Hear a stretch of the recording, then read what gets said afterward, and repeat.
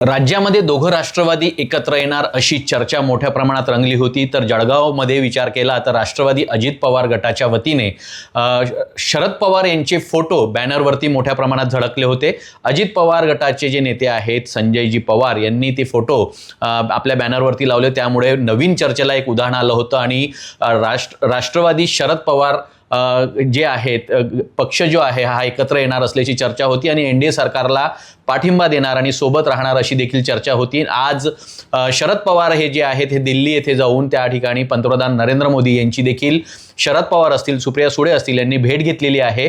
या संदर्भात बातचीत करण्यासाठी आपल्यासोबत राष्ट्रवादी अजित पवार गटाचे जे नेते आहेत संजय पवार ते आपल्यासोबत जुडलेत। आपण थेट त्यांच्याशी संवाद साधूया। भाऊ, काय सांगणार? या ठिकाणी दोघं राष्ट्रवादी एकत्र येणार अशी मोठी चर्चा रंगली होती, त्यानंतर आपल्या राष्ट्रवादी अजित पवार गटाच्या बॅनरवरती शरद पवारांचे फोटो देखील झळकल्याचं चर्चा आहे आणि एक राजकीय चर्चेला नवीन वळण मिळालेलं आहे।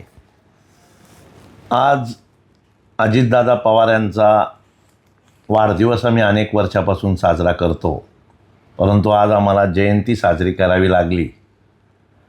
ही देखील आमच्यासाठी एक दुःखाची बाब आहे। दादा अजून किमान 25-30 वर्ष राहिले पाहिजे होते अशी सगळ्याच कार्यकर्त्यांची अपेक्षा आहे आणि त्याच्यामुळे आज आम्ही जयंती साजरी केली, दादांच्या फोटोला माल्यार्पण केलं।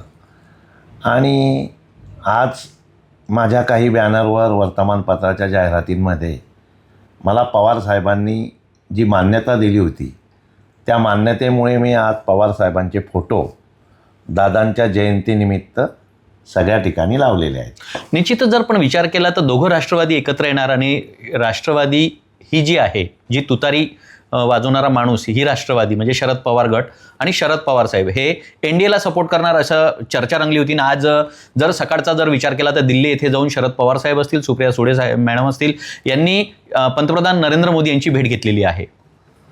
पवार साहेब देशाचे नेते, देशामध्ये काय अडचणी असतात, महाराष्ट्रात काय अडचणी असतात, सध्या काही आंदोलनं चालू आहेत, याबाबत काही चर्चा करण्यासाठी पवार साहेब देशाचे पंतप्रधान नरेंद्रजी मोदी यांना भेटले असतील। बाकी दुसरा त्याच्यात राजकीय अर्थ काही काढावा असं काही वाटत नाही। पण निश्चितच संजय पवार हा व्यक्ती जो आहे कशा ना कशा माध्यमातून चर्चेत असतो। आज जर तुम्ही बघितलं तर शरद पवारांना भेटून यांनी मान्यता घेतली आहे फोटो बॅनरवरती फोटो लावण्याची। तुमच्या दालनात जर बघितलं तर आपण आता JDCC बँकेचे आपलं तुमचं हे जे दालन आहे या दालनामध्ये पण सर्व पक्ष नेते जे आहेत, केंद्रातले नेते, त्या नेत्यांचे सर्व पक्ष की त्या नेत्यांचे फोटो देखील या ठिकाणी पाहायला मिळत आहेत। पूर्वी या ठिकाणी एवढे सगळे फोटो नव्हते। मी ज्या वेळेला जिल्हा बँकेचा चेअरमन झालो, मला गिरीशजी महाजन, गुलाबरावजी पाटील साहेब, मंगेशदादा चव्हाण, किशोरप्पा, अमोलदादा सगळेच लोकप्रतिनिधी यांनी मला बँकेचं चेअरमन केलं आणि त्याच्यामुळे सर्वच पक्षांनी मला त्यावेळेला साथ दिली होती। आणि त्याच्यामुळे सहकारात राजकारण नको, सहकारात पक्षाचे जोडे बाहेर काढावे लागतात, म्हणून सर्वच नेत्यांचे, जिल्ह्याच्या स्थानिक नेत्यांचे, खासदार रक्षाताई खडसे यांचे सगळ्यांचे फोटो आम्ही या ठिकाणी लावलेले आहेत। स्थानिक नेत्यांचे तर फोटो आहेत, पण तुमच्या मागच्या बाजूला जर बघितलं असतील तर इंदिरा गांधी जी आहेत, नरेंद्र मोदी जी आहेत, त्यानंतर शरद पवार साहेब आहेत, बाळासाहेब ठाकरे आहेत, अजितदादा आहेत, सर्व पक्षांचे जे दिग्गज नेते आहेत त्यांचे फोटो तुम्ही या ठिकाणी लावलेत।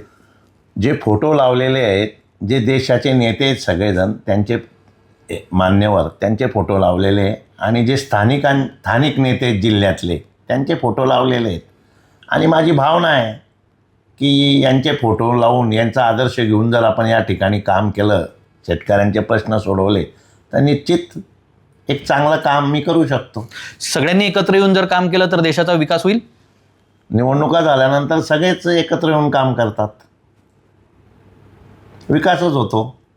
निश्चितच जर आता तुम्ही पांडुरंगाला म्हणजे दर्शनासाठी निघता आहात आणि पांडुरंगापुढे काय साकडं घालणार आहात, दोघी पक्ष एकत्र यावे अशी आपली कायम भावना या फोटोंच्या माध्यमातून दिसते आहे।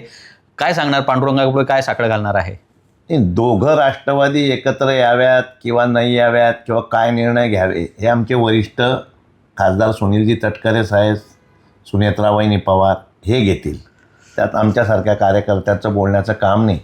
पण महाराष्ट्रातील दोन्ही पक्षाच्या कार्यकर्त्यांना असं वाटतं की दोघं पक्षांनी एकत्र झालं पाहिजे।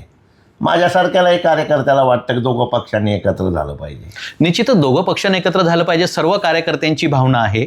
एक कार्यकर्ता म्हणून तुम्ही शरद पवारांना साकडं घातलं म्हणून त्यांनी तुम्हाला मान्यता दिली आहे, ही एक भावना कार्यकर्त्याचीच आहे. दोघं पक्षांना एकत्र आणण्याचा प्रयत्न कार्यकर्ते करता आहेत. आणि एकीकडे तुम्ही म्हणतायत की हा निर्णय आमचे नेते घेतील, सुनित्रा पवार ज्या आहे उपमुख्यमंत्री आहेत.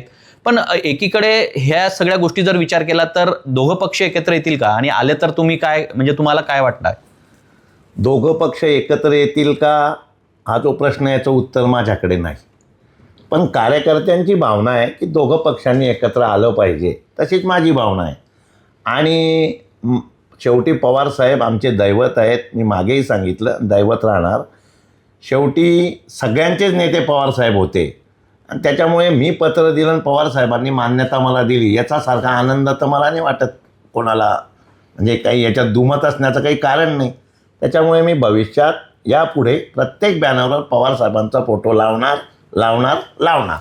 निश्चितच. तर हे होते राष्ट्रवादी अजित पवार गटाचे नेते संजयजी पवार. शरद पवार साहेबांचा फोटो मी बॅनरवरती भविष्यात लावणार असल्याचं मत त्यांनी या ठिकाणी व्यक्त केलं आहे. तर दुसरीकडे सर्व राज्यातील कार्यकर्ते जे आहेत यांची सर्वांची इच्छा जी आहे, दोघं पक्ष जे राष्ट्रवादी पक्ष आहेत दोघंही ते एकत्र आले पाहिजे, असाच भावना ह्या सर्व कार्यकर्त्यांची असल्याचं मत देखील यांनी या ठिकाणी व्यक्त केलेलं आहे.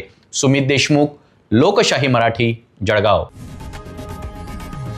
लोकशाही मराठी, ऐका, पहा, जागरूक रहा.